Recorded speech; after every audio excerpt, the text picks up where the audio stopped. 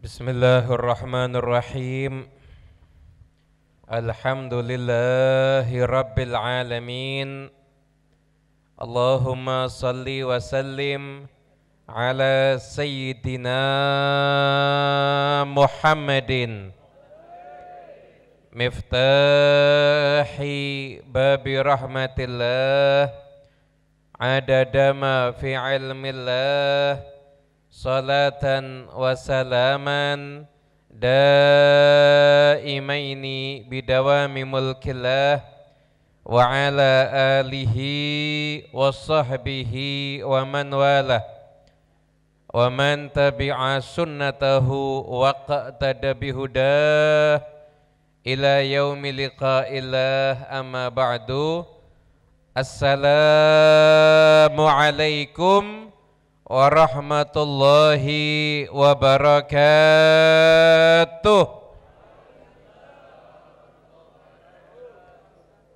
Yang saya hormati, yang saya muliakan guru saya Al-Habib Umar Shalih Al-Hamid, Masya Allah telah menyampaikan nasihatnya yang luar biasa untuk kita semuanya, serta para alimul ulama, berhabaib yang lainnya, utamanya keluarga besar dari almarhum ila rahmatillahil hayyil qayyum Kiai Al-Hajj Farouk Muhammad yang kita peringati haulnya di siang hari ini. Para besar beliau semuanya, utamanya putra beliau, guru kita semua Kiai Fikri, dan segenap keluarga besar beliau, para ibu nyai, para asatid, keluarga besar Pondok Riyadhus Shalihin, dan semua yang hadir. Mudah-mudahan semuanya dapat berkah dari Allah Subhanahu wa taala. Amin Allahumma amin. Semua yang hadir insya Allah hajatnya kabul, hidupnya berkah, rezekinya lancar, utangnya semuanya lunas insya Allah. Bab utang aminnya paling keras. Ini mau tausiah pakai bahasa Indonesia, Madura apa Jawa? Campur. Kula oneng ngocek Madura. Skonek. Banyak tak oneng kula. Ada bahasa Madura itu gampang. Kalau W tinggal diganti B. Sawah sabe, enggih. Enggih, kula oneng skonek. Banyak tak oneng kula. Hadirin yang dimuliakan Allah Ta'ala, alhamdulillah kita bisa kumpul ngaji bareng, ini satu kenikmatan. Dikisahkan dalam satu riwayat hadis, pernah suatu malam Nabi Muhammad sallallahu alaihi wasallam beliau itu bangun kemudian sholat malam. Tengah-tengah sholat malam, ketika itu Nabi Muhammad merasakan ngantuk yang luar biasa. Sampai akhirnya ketika itu Rasulullah merasa berat dan beliau tertidur dan akhirnya berjumpa dengan Allah Subhanahu wa ta'ala. Maka Gusti Allah bertanya kepada Nabi Muhammad, fima yahtasimul mala'ul a'la. Wahai Muhammad, apa yang bahasa terjemah yang enak ya, bil makna, apa yang diperdebatkan oleh al-mala'ul a'la, asyraful malaikat, malaikat-malaikat yang tinggi pangkatnya. Apa yang diperdebatkan oleh mereka? Maka ketika itu Rasulullah sallallahu alaihi wasallam beliau mengatakan enggak tahu. Maka ketika itu Allah Ta'ala kemudian mentransfer ilmu kepada Nabi Muhammad. Wes kalau bahasanya pakai wirasah kan kadang rada urwet. Nek transfer kan jenengan langsung paham nggih. Nggih, terima transferan seneng napa mboten? Seneng, langkung kathah langkung seneng. Nggih, sami kalih kula nek ngoten. Transfer ilmu. Maka ketika itu setelah itu Nabi Muhammad mengetahui semuanya, tidak ada apapun satu pun perkara yang tidak diketahui oleh Rasulullah SAW. Kemudian ditanya lagi, fima yahtasimu mala'ul a'la. Apa yang diperdebatkan oleh al-mala'ul a'la, malaikat-malaikat yang pangkatnya tinggi-tinggi? Dijawab al-kafarat, penghapus dosa. Nah, disitu disebutkan penghapus dosa itu ada 3. Bukan berarti hanya 3, tapi yang lain enggak. Banyak juga yang mengatakan sakit itu termasuk dihapuskan dosa. Dengan ketusuk duri termasuk dihapuskan dosa. Kemudian dimarahin sama istri itu juga termasuk penghapus dosa. Nah, yang ketawa-ketawa kelihatan kalau kurban memang. Jadi memang nampak wajahnya. Jadi saya zaman sekarang ini enggak usah pakai kasef-kasefan. Wong niku ningali nek wonten pengajian kok kathah ngantuk. Niku nek mboten utangi kathah, kakean diamuk bojo. Wis benyantitan nih kok kakean angop pas pengajian iki gara-gara kakean diamuk niku. Itu termasuk diamuk istri itu termasuk penghapus dosa. Jadi kalau jenengan misalkan memang saldo dosanya itu masih banyak, kadang-kadang dapat bojo tukang ngamuk. Enggak apa-apa, tomponen wae. Kenapa? Karena kalau mau ditukarkan enggak ada yang mau juga. Jadi nggak ditompo mawon, insya Allah itu nanti jadi penghapus dosa. Semua itu penghapus dosa banyak, tapi 3 penghapus dosa yang istimewa ini dibahas oleh para malaikat-malaikat yang makomnya tinggi.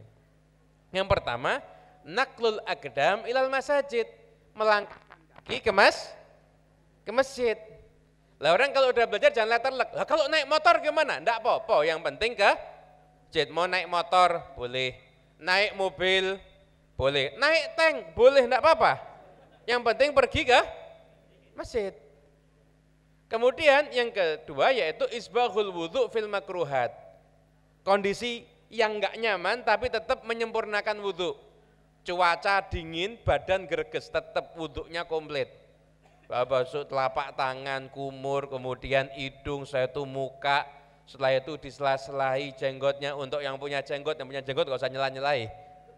Terus sampai kepala semua, nanti telinga juga, kaki diusap.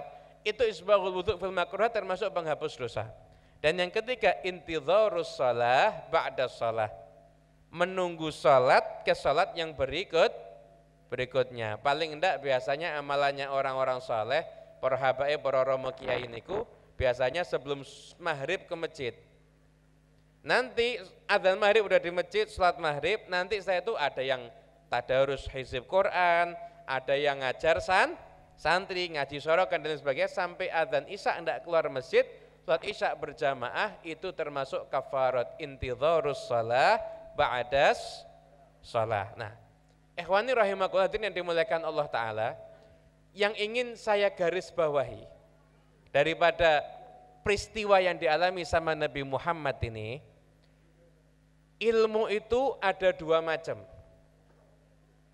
Ada ilmu biddirasah, ada ilmu bilwirathah, ada ilmu jalurnya bil kasbi, ada ilmu jalurnya bil wahbi. Ada ilmu yang Anda harus mempelajari baru Anda mendapatkan ilmu itu. Tapi ada ilmu-ilmu yang itu pemberian Allah. Seperti mungkin ngapunten panjenengan duduk sama orang soleh, lihat orang soleh, atau mungkin jenengan rajin zikir, tentunya setelah mempelajari ilmu yang wajib ya. Dan terus ilmu yang wajib ditinggal zikiran tok, ndak dadi apa-apa, dadi wong aneh. Betul, ilmu yang wajib ditinggal. Jadi kenapa? Awas kula wis mboten salat napa? Sampun wusul, pun eling tok cukup. Nah, itu bukan wusulnya, bukan wusul ilal jannah, wusul ilan nar berarti. Na'udzubillah min, bukan itu. Jadi ilmu yang wajib-wajib dipelajari, tapi dia khidmat sama orang soleh, dia kemudian rajin zikir, atau mungkin dia ada kebaikan-kebaikan yang dia lakukan sehingga ada ilmu bil wirasah, ada ilmu biddirasah. Ada yang ilmu harus dipelajari, ya harus ngaji, datang kepada guru belajar. Habib, kalau pakai YouTube cukup apa enggak? Ngapunten, jenengan belajar lewat YouTube, jadi alim bisa. Jadi alim bisa. Jadi benar, belum tentu. Tanpa guru, enggak punya guru sama sekali, cuma modal nyimak kajian di YouTube. Sehari pokoknya 3 jam lihat semua ceramah di YouTube dicatati. Alim, informasi agama punya banyak, tapi ilmu warisan Nabi, maaf, itu adanya fi suduril ladzina utul ilma. Di dada-dadanya para ulama, bukan di layar-layar HP. Kalau dulu kan fi sutur, di lembaran kertas, sekarang sudah tidak lembaran kertas, layar HP sekarang.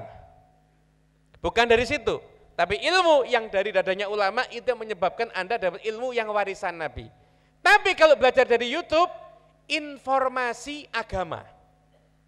Dapat, bisa tahu, bisa ceramah, bisa. Buat pesantren kilat bisa. Mau tema apa? Tema kiamat kapan? Iso.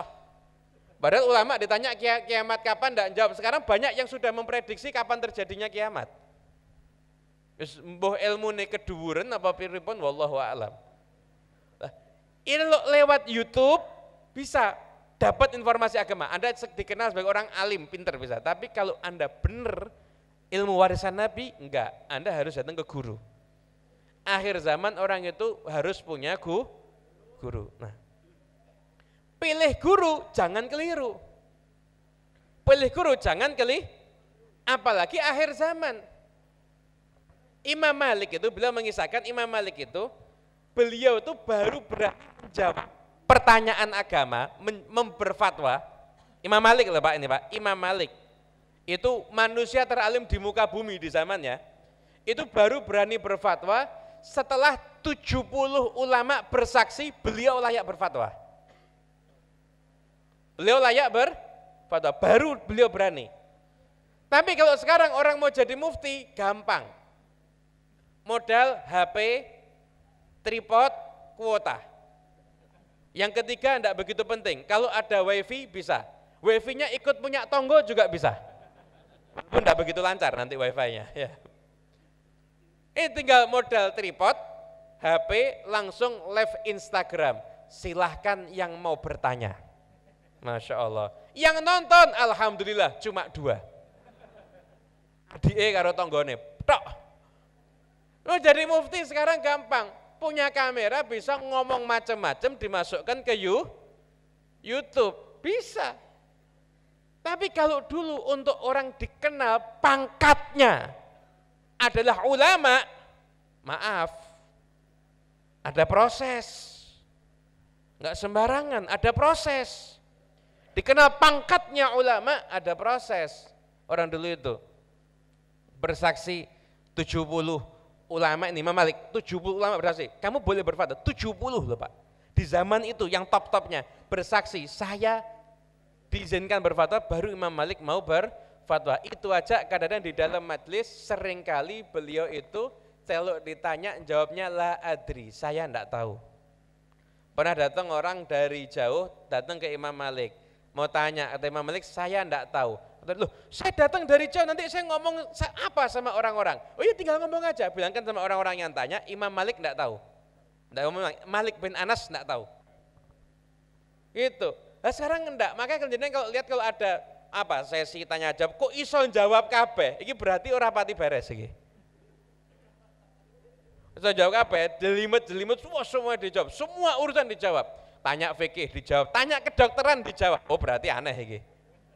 Loh, yang namanya orang itu kan ada kepakaran dalam ilmu. Jadi ada ilmu bidirosah. Lah ilmu yang bidirosah ini paling tidak ilmu yang wajib dipelajari, tapi belajarnya dengan seorang guru. Nah pilih guru jangan keliru.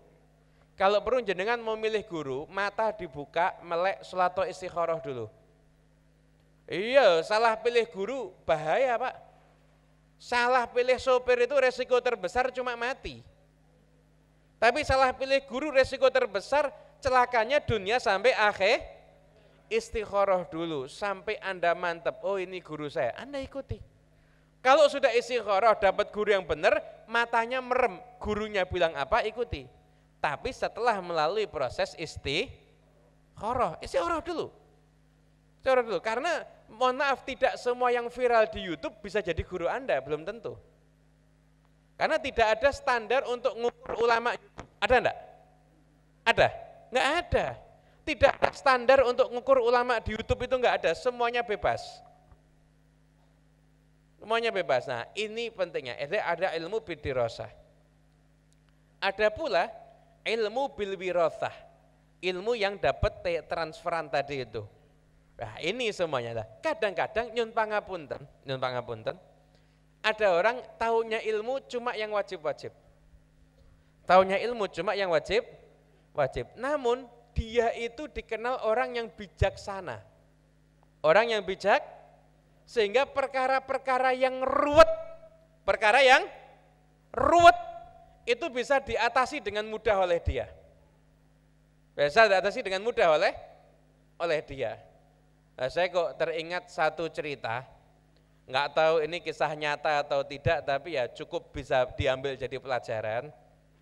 Dulu ada orang, nggak tahu, mereka reng Madura napa dari mana nggak tahu, naik pesawat masuk pertama sendiri, terus duduk di barisan paling depan, bangku bisnis. Ditegur sama pramugari, Bapak tiketnya mana? Nomor 27A. Bapak tempat duduknya di belakang. Oh enggak mau, saya di sini kok. Pesawat jurusan dari Banyuwangi mau ke Jakarta. Bapak nomor 27 Pak, duduk sana. Enggak, saya pertama saya duduk di sini, dikira bis majelis. Masuk dhisik dhewe iso milih panggon ngarep dhewe. Loh, Pak, ini ada nomornya. Enggak bisa, Bapak harus di belakang. Enggak mau tahu. Saya masuk pertama ya saya maunya duduknya ada di sini. Ini pramugari, enggak ada yang bisa ngatasi. Sampai ternyata dari belakang datang. Ini kayaknya kiai dari Jember ini. Ustadz dari Jember, tawadhu. YouTube-nya mungkin enggak punya YouTube, enggak punya IG, enggak viral. Datang ke depan, lihat ini permasalahan harus diselesaikan dengan kebijaksanaan. Langsung pegang tiketnya. Pak, mau kemana? Jakarta. Mana tiketnya? Ya itu Pak, yang ke Jakarta 27A. Kalau yang depan ini turun di langsung mundur ke belakang. Marah sama orang gede, kok nggak ngomong kamu dari tadi? Rampung apa enggak Pak? Rampung, kebijaksanaan itu Pak. Kadang-kadang dapatnya tadi bilwirosah, kumpul sama orang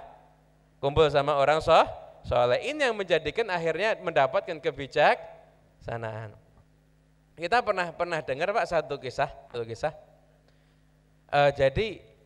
Ini kisah terjadi pada Al-Habib Ali bin Muhammad Al-Habsyi, Syaibul Maulid Sabtu Duror, yang biasa di Holi di Solo, Hall Solo. Itu jadi Habib Ali muridnya datang ngeluh, ada satu tokoh di satu kampung. Ini tokoh ditokohkan sama orang banyak, tapi punya problem, seneng jadi imam padahal Fatihahnya keliru. Problem atau enggak Pak ini Pak? Orangnya baik, punya kontribusi sosial di masyarakat. Tapi satu, suka jadi imam padahal Fatihahnya keliru. Kata Habib Ali, ya sudah gampang, aku yang ngurusi, ayo kamu ikut saya. Habib Ali ngajak 10 muridnya. Habib Ali 10 muridnya sama satu orang ini, jalan, kemudian setelah itu mendatangi si orang ini. Wah, muridnya senang, ini mesti dilabrak ini. Oh, yang labrak Habib Ali yang punya majelis besar ya mesti keder ini tokohnya ini. Datang ke sana Habib Ali langsung nyium tangannya orang ini, dihormati, dimuliakan. Setelah itu Habib Ali minta, saya mau tabarukan baca Al-Fatihah di depan jenengan. Nanti 10 murid saya juga mau baca Al-Fatihah di depan jenengan. Akhirnya Habib Ali mulai baca Fatihah dengan baik dan benar. Orangnya dengarkan, lagi muridnya baca Fatihah, sampai dengar Fatihah 11 kali berturut-turut. Fatihahnya berubah jadi benar. Fatihahnya berubah jadi benar. Ada yang tersinggung enggak? Ada yang tersakiti enggak? Berubah apa enggak? Berubah. Itu. Saya juga pernah dengar cerita dari para sesepuh, Kiai Hamid Pasuruan, itu pernah datang tamu. Ada? Oh, insya Allah. Ternyata ada putra beliau ternyata. Itu pakai emas. Datang sama Kiai Hamid, Orang laki pakai emas, hukumnya apa? Tapi ini orang kalau dijelaskan dalil tidak masuk. Lagi Hamid, saya pinjem emasnya boleh, saya ambil. Saya dengar ya, nanti bisa dikonfirmasi langsung. Konfirmasi langsung. Ini grogi akhirnya, Be. Akhirnya dikasih tamu-tamunya. Oh, nggih ya, seneng diminta sama Ki Hamid. Hamid, iya saya terima. Saya titip kasihkan ke istri jenengan, jangan dipakai lagi. Selesai enggak masalahnya? Kebijaksanaan yang seperti itu didapatkan ilmunya bil wirathah. Lah ilmu wirathah ini yang penting. Makanya kita kalau baca surat Al-Kahfi, itu Nabi Musa ketika mau belajar dengan Khidir alaihi salam. Nabi Musa ini muttafaq, sepakat, beliau itu seorang nabi. Khidir khilaf, ada yang bilang nabi, ada yang bilang bukan. Maka sebagian ada yang menyebutkan Khidir alaihi salam. Khidir alaihi salam.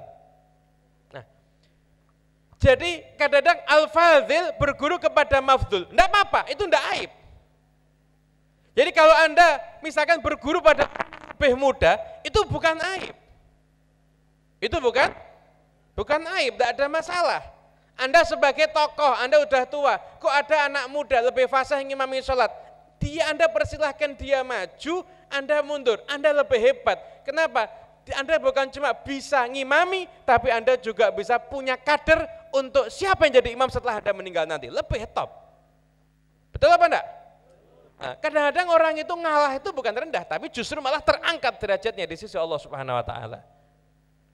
Nah, hadirin yang dimuliakan Allah taala, itu disampaikan mana tadi? Nabi Musa, itu kata-katanya hal attabi'uka ala an tu'allimani mimma 'ullimta. Attabi'uka, aku ikut kamu. Aku ikut kamu. Imam Fakhrul Razi kalau menafsirkan ayat ini beliau mengatakan dalam ayat ini ada 11 adab murid kepada gurunya. Artinya murid itu ikut, ngenger dulu, khidmat dulu sama guru, nanti baru dapat mimma 'ullimta. Baru dapat ilmunya itu setelah khidmat kepada guru, baru dapatnya di situ. Kalau enggak pernah khidmat, enggak pernah ada tersentuh dengan athar orang-orang soleh, ya sampai kapanpun ya ilmunya ya segitu-segitu aja, enggak dapat ilmu yang bil wirathah ini tadi. Ilmu yang bidirosahnya dia tidak dipertajam dengan ilmu yang bil wirathah. Nah, makanya kadang-kadang itu sampai di kitab Majma'ul Ahbab. Ada cerita, ada kasus kejadian di zaman Imam Malik. Itu kejadian, Pak. Itu beliau pernah di zaman Imam Malik itu ada kejadian, ada perempuan tukang mandiin jenazah. Perempuan mandiin jenazah, perempuan ya tentunya ya. Lah pas mandiin jenazah, tangannya nempel di kemaluan jenazahnya. Ditarik enggak bisa. Kasus apa enggak ini? Tangan kelet loh, Pak. Kalau kita kan yang sering kelet mata kalau Ramadan ya. Kelet sama kasur. Ini tangan nempel, Pak, di jenazah. Enggak bisa. Wah, ulama kumpul semua. Itu bingung, kenapa ini? Itu sampai bahtul masail diadakan. Sampai belum ada solusi. Tambah lagi bahtul masyakil. Terus komplit, bahtul masail, ya bahtul masyakil juga ya. Komplit. Tidak mendapatkan solusi. Gimana ini? Tangan lengket. Tangannya lengket. Setelah itu bingung semua, udah nggak ada yang bisa memecahkan perkara ini kecuali Imam Malik. Sowan semuanya ke Imam Malik, sampaikan kasusnya. Imam Malik, oh ya, izinkan saya ketemu perempuan itu.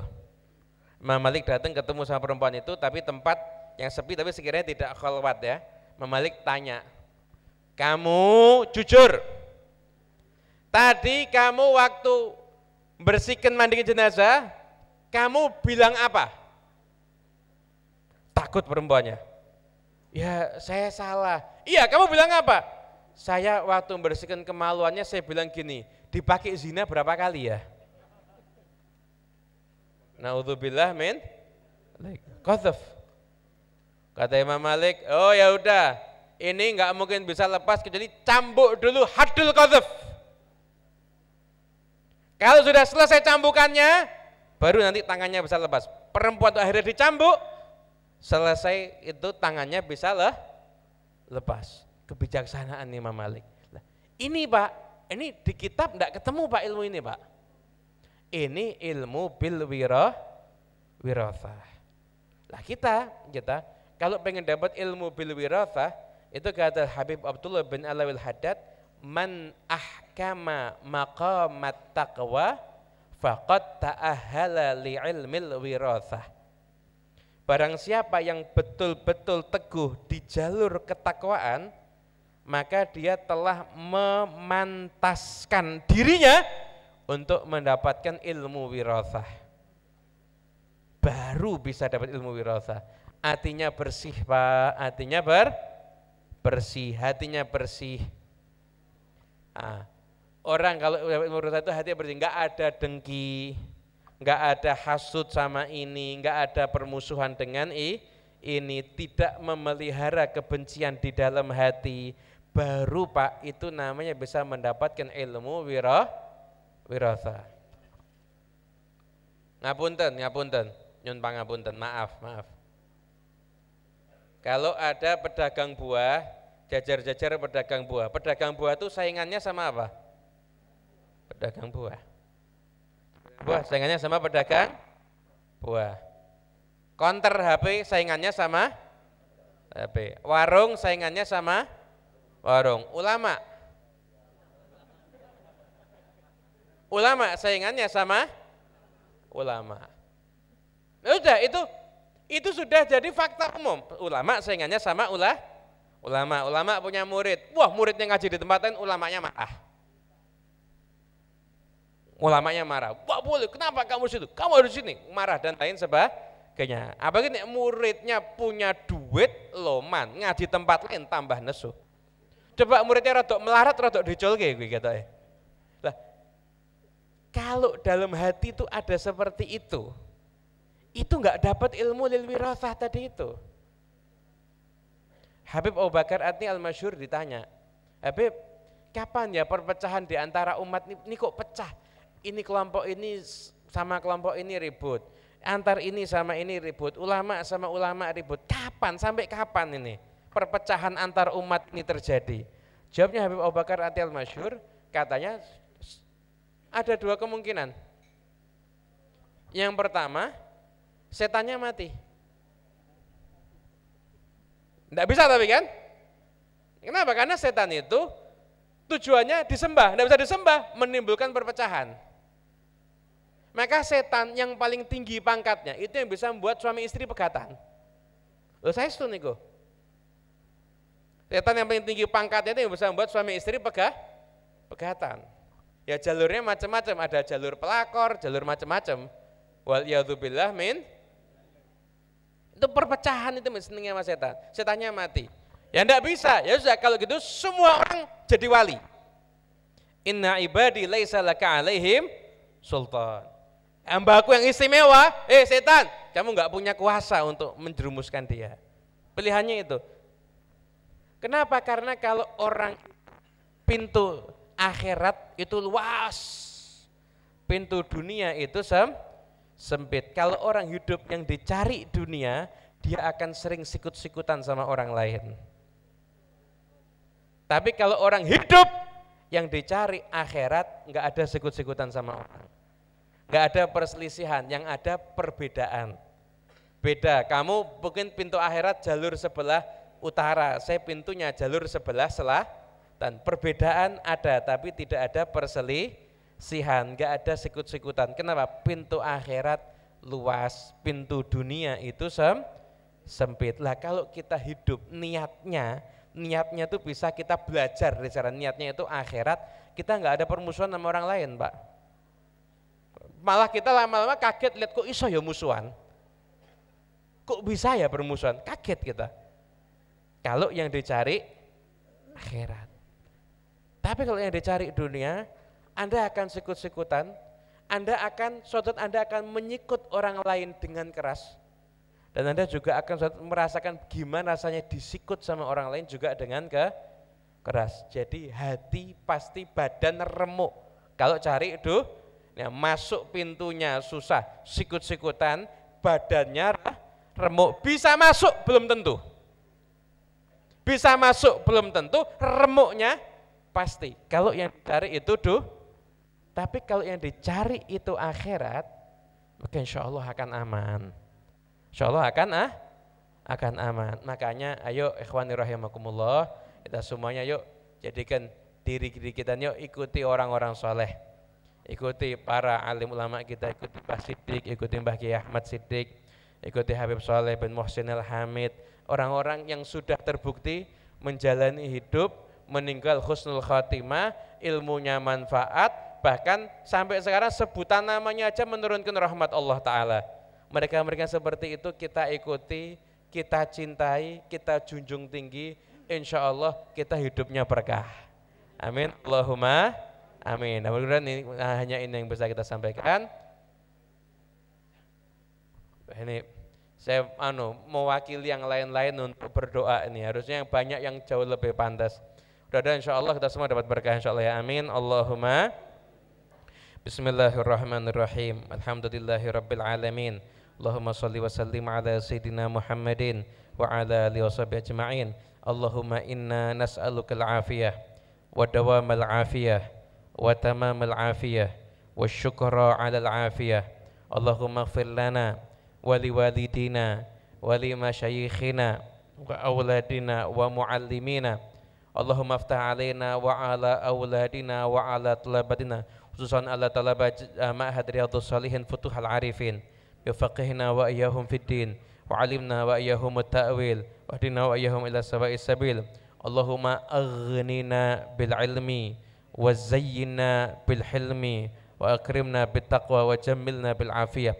Allahumma nazzih an qulubana an ta'alluqi biman dunak waj'alna min qaumin tuhibbuhum wa yuhibbunak. Allahumma aslihin niyah wadh-dhurriyyah waj'alil hajat kullaha maghdiyah diniyah wa dunyawiyah wa ukhrawiyah bi jahi khairil bariyah wa alaman wasafna shalih bi mithli hadhihi da'wat wal munasabat wa alaman wal sahibul wilayah wa alaman sahibul hal wa ila khatatin nabi Muhammad sallallahu alaihi wasallam. Al-Fatihah.